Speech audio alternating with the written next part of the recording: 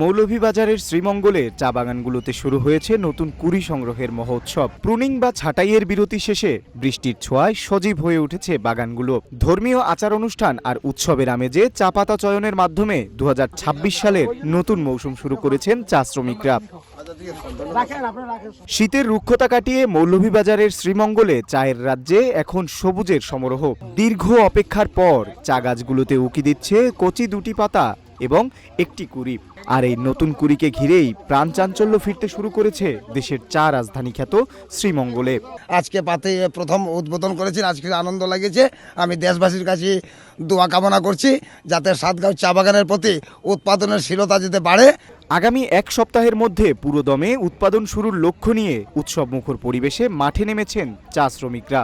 সাতগাঁও চা বাগান পক্ষ থেকে আজকে আমরা নতুন পাতা উত্তোলন করতে যাচ্ছি। তো আমাদের কাছে এই যে গত বৃষ্টি হলো, বৃষ্টি ৪-৫ মাস পরে বৃষ্টি হয়েছে, বৃষ্টি হওয়াতে আমাদের নতুন পাতা গজাইছে। এই নতুন পাতার লক্ষ্যে আমাদের ২০২৬ সালটা যাতে সুন্দরভাবে চলে এবং আমরা যারা চা শ্রমিক আছে বাচ্চা কাচ্চা নিয়ে লেখাপড়া আদি সব কিছু নিয়ে ভালোভাবে চলতে পারি।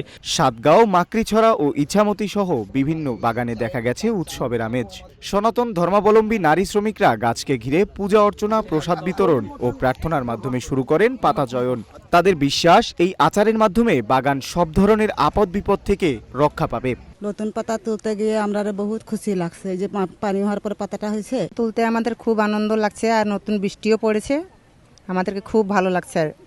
যাতে সারা জীবন যাতে আমরা এইভাবে পাতা তুলে যেতে পারি। সাধারণত প্রতি বছর ডিসেম্বর মাসে মৌসুম শেষ হওয়ার পর শুরু হয় চা গাছ ছাঁটাই বা প্রুনিং।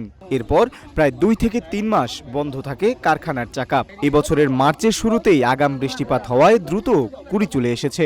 ফলে নির্ধারিত সময়ের আগেই অনেক বাগানে শুরু হয়েছে টি প্লাকিং। বাগান কর্তৃপক্ষ ও পঞ্চায়েত নেতাদের উপস্থিতিতে মিলাদ, দোয়া ও গীতা পাঠের মতো আনুষ্ঠানিকতা শেষে শ্রীমঙ্গলের বাগানগুলোতে এখন শুধুই ব্যস্ততা।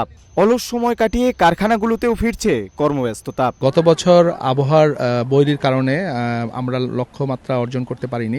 এবছর আমরা আর্লি রেইন পেয়েছি মার্চের, এবং প্রায় ২ ইঞ্চির উপর একটা ভালো রেইন বৃষ্টি পাওয়ার কারণে আমরা আশা করছি এবছর আমরা টিপিংটা আমরা গত বছরের তুলনায় আগে শুরু করতে পেরেছি এবং আমাদের মানে ওভারঅল চা পাতার গাছগুলোর অবস্থাও ভালো, সম্পূর্ণ একটা ভালো অবস্থায় ফিরে আসছে।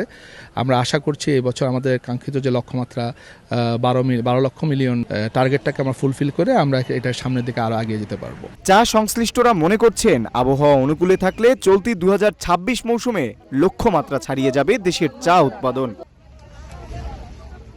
নিউজ ডেস্ক, রূপালী বাংলাদেশ।